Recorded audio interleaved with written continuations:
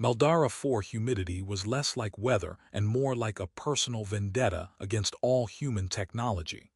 FinnAtcher had been on the swamp world for 8 months, and in that time he'd learned that everything rusted, everything short-circuited, and everything smelled faintly of decay mixed with ozone.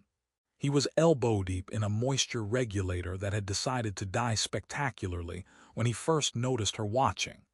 Just a shape at the edge of the swamp, covered so thoroughly in mud that she blended with the landscape. Only her eyes, bright amber, and her long ears gave her away as something alive. Finn ignored her. The locals occasionally watched the human settlement with curiosity, and he'd learned that acknowledging them usually resulted in them disappearing back into the swamps. He had work to do. The regulator was fried, its circuits corroded despite supposedly being humidity-resistant. "Humidity-resistant, my ass," Finn muttered, pulling out components that looked like they'd been underwater for years rather than weeks. He pulled out his personal cooling mist, a handheld sprayer that created a fine water vapor to cool overheated equipment, and gave the exposed electronics a light mist to clear away some of the corrosion residue. "What is that?" Finn nearly dropped the sprayer. The muddy figure had moved closer, close enough that he could see she was Quelori, one of Meldara 4 native species. Female, judging by the more delicate structure of her long ears, completely covered in gray-brown mud that coated her from head to foot. "A cooling mist," Finn said, holding up the sprayer. "Keeps the equipment from overheating, not that it helps much in this humidity." She stepped closer, her amber eyes locked on the device with an intensity that made Finn uncomfortable. "Show me." "Show you what, the sprayer?"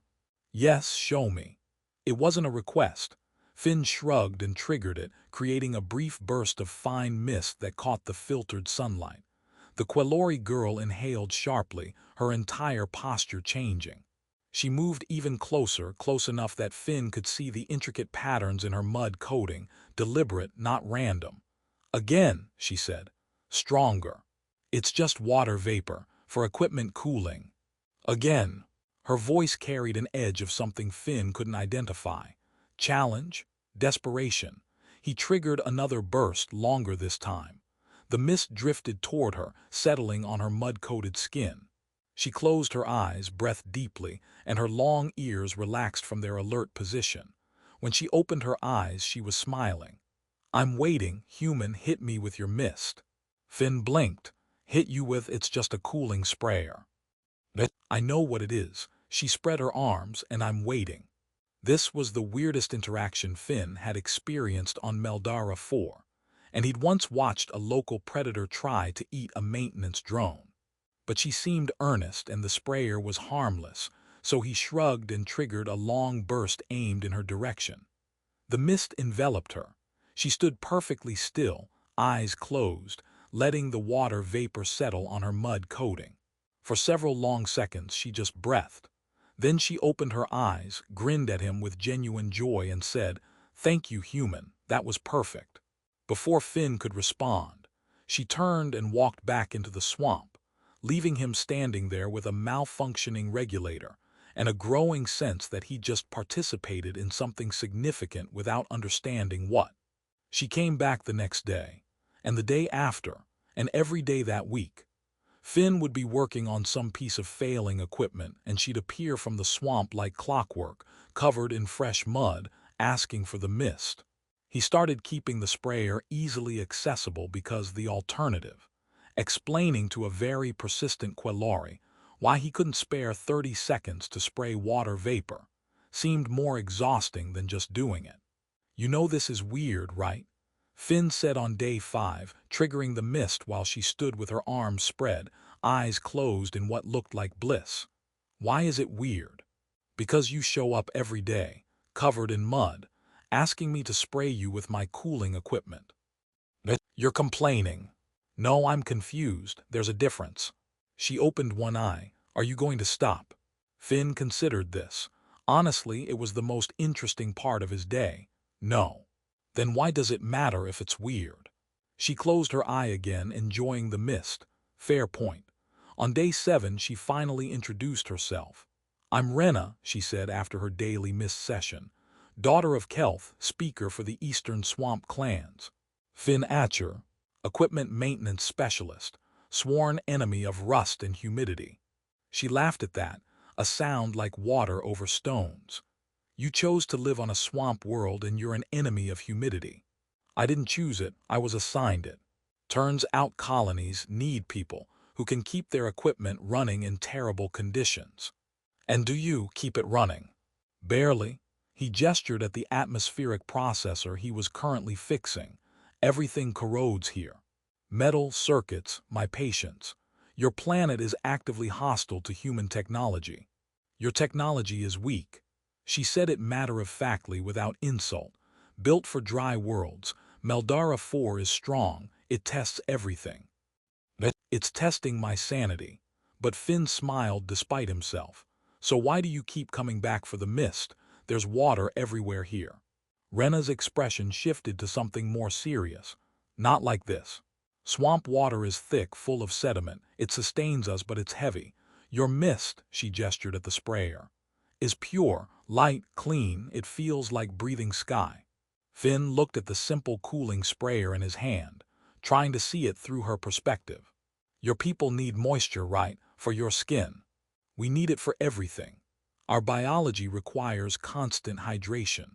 That's why we coat ourselves in mud. It holds water against our skin, keeps us from drying out."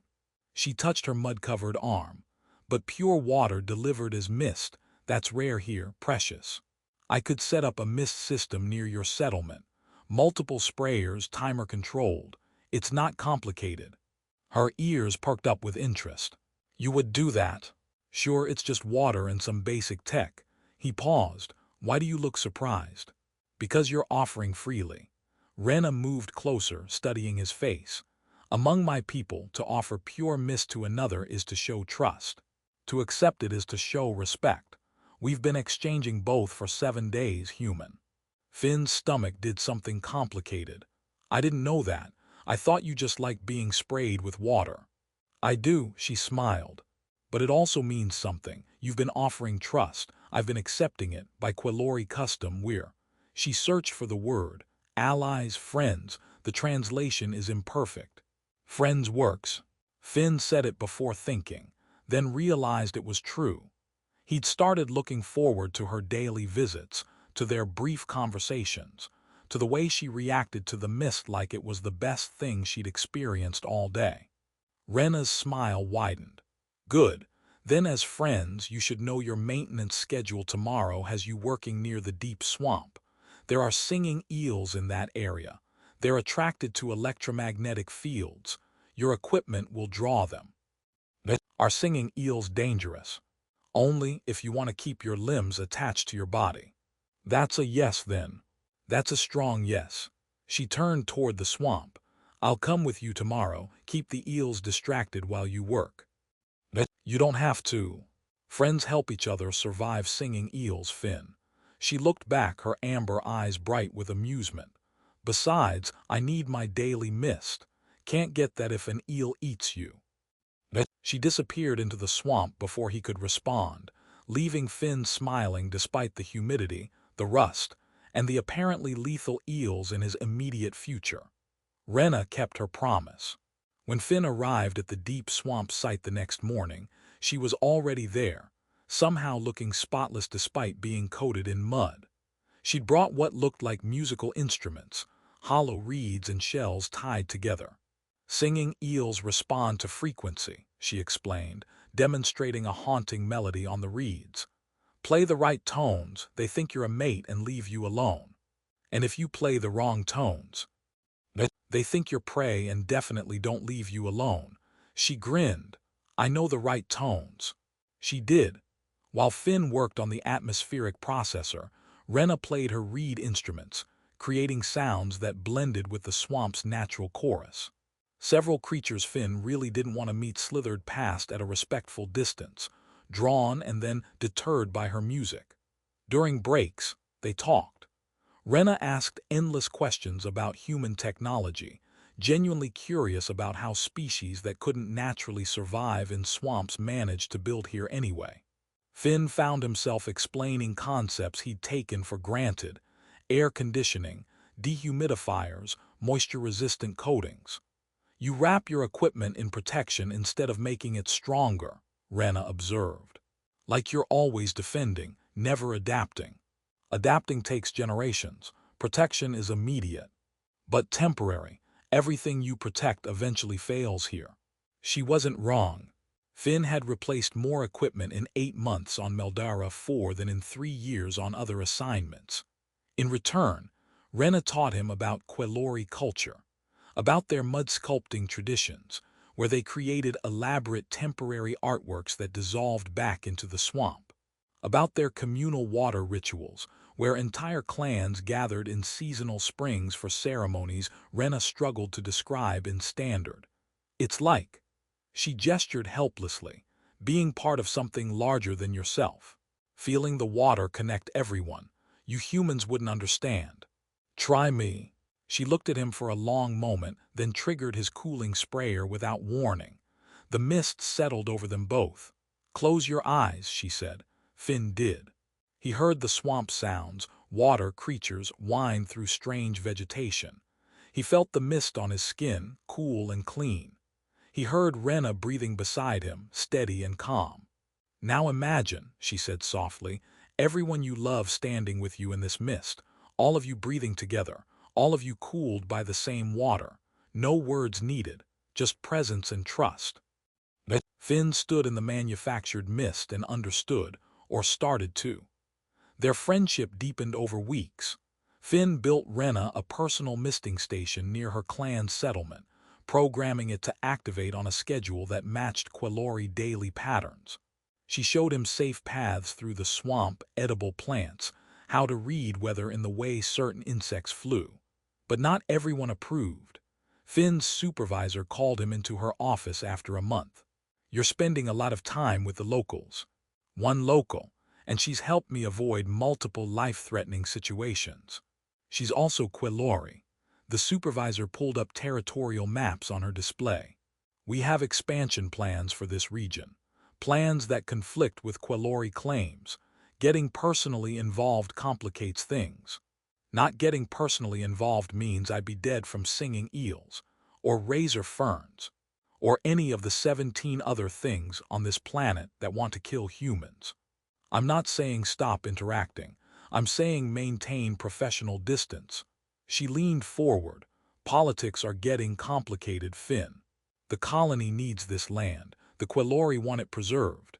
At some point you'll have to choose a side. Maybe there's a third option, compromise. In my experience, there never is. Renna received similar warnings from her community. She told Finn about it one evening while they sat near the misting station he'd built, watching Meldara 4 unusual sunset paint the swamp in shades of amber and violet. My mother says humans will take everything eventually. That your friendship is a tactic to soften our resistance. Is that what you think? No, she was quiet for a moment, but I understand why she's afraid. Other human colonies have done exactly that. Made friends, gained trust, then used it to take what they wanted. I won't do that. I know, she looked at him. But you're one human, Finn. Your colony is hundreds. When they decide to expand, what will you do? He didn't have an answer. The silence between them felt heavy, weighted with futures neither could control. The expansion announcement came 3 weeks later.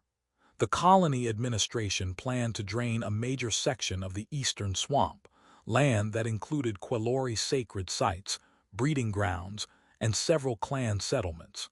Renna didn't come for her mist the day after the announcement, or the day after that.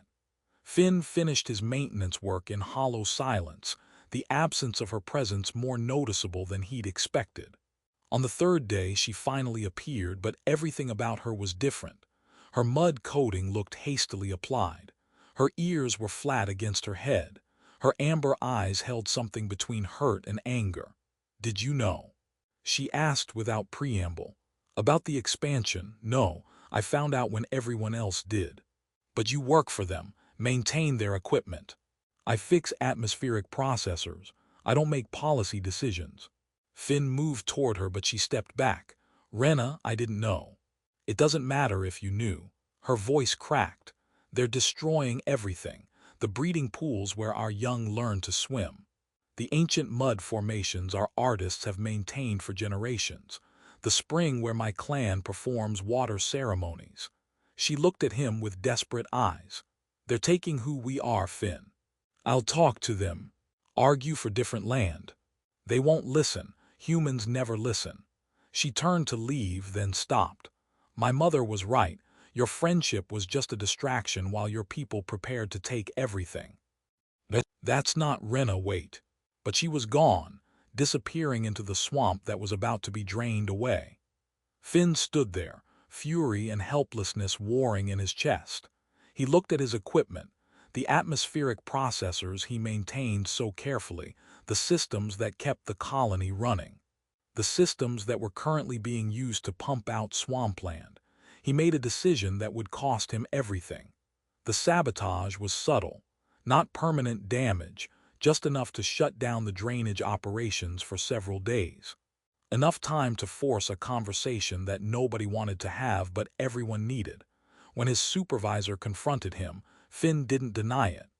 I'll restart the systems, he said, but only if you agree to a negotiation meeting. Colony leaders and Quelori elders. Real discussion, not just telling them what you're taking. You're destroying your career for swamp dwellers. I'm destroying my career for people. And because my friend trusted me with something precious, and I won't let that trust be used as a weapon against her. The meeting happened in neutral territory, a dry ridge that separated colony from swamp. Colony administrators on one side, Quelori elders on the other, with Finn awkwardly in the middle as both technical expert and mediator. He used everything he'd learned. Explained to the colony leaders why the sacred sites mattered, what would be lost. Explained to the Quelori elders what the colony needed, why expansion felt necessary. Then he proposed his compromise. The colony develops the western margins, land that's swamp but not sacred, not inhabited. In exchange, we help the Quelori create clean water infrastructure throughout their remaining territory. Mist systems, purification stations, proper irrigation for their mud gardens. He pulled up projections on his datapad. It's actually cheaper than the drainage operation, and both sides get what they need. We need sacred land preserved, one elder said. This preserves 80% of it. I know it's not perfect. Nothing involving humans ever is, another elder interrupted. True, Finn agreed. But it's something. And it's better than the alternative, which is conflict that neither side will win. The negotiations took hours. Compromises were made on both sides, none of them fully satisfying anyone. But when the agreement was finally reached, both humans and Quelori walked away with something resembling dignity intact. Finn lost his job, as expected, but he gained a consulting contract helping implement the water systems for the Quelori, work that felt more meaningful than maintaining equipment for a colony that viewed locals as obstacles. Renna found him a week later at the edge of the swamp, testing the first community misting station. She was covered in fresh mud, her ears cautiously hopeful. You broke your machines for us, she said, temporarily. And technically for everyone, since conflict would have been bad for humans too. He triggered the misting station, watching clean water vapor spray in programmed patterns. Does it work for your people? It's perfect. She moved into the mist, closing her eyes. When she opened them, they were wet, though whether from mist or tears, Finn couldn't tell. Among my people, when someone offers you pure water freely and you accept it, you are bound by trust. You became my friend the first day you sprayed that mist, Finn. You just didn't know it. I know it now, he smiled. And I'd do it again. The sabotage, the career destruction, all of it. Why? Because trust matters more than job security. And because you stood in my cooling mist every day like it was the best part of your existence. And that meant something. Renna laughed, the sound echoing across the swamp. She reached into her mud coating and pulled out something she'd been carrying, a hardened mud sculpture, preserved and fired, depicting two figures standing together in a mist. "For you," she said. "So you remember that sometimes the most important things start with simple gestures." Finn took the sculpture carefully. "Hit me with your mist," he asked, offering her the sprayer. Her grin was luminous. "Always." They stood together in the clean vapor, two people from different worlds who'd found common ground in the most unlikely way, through water, trust, and the willingness to see each other as more than their species' prejudices allowed. Around them, Meldara 4 Swamp thrived, preserved and valued, home to people who would remember the human who chose friendship over easy choices. The mist settled on them both, equal and pure, exactly as it should be.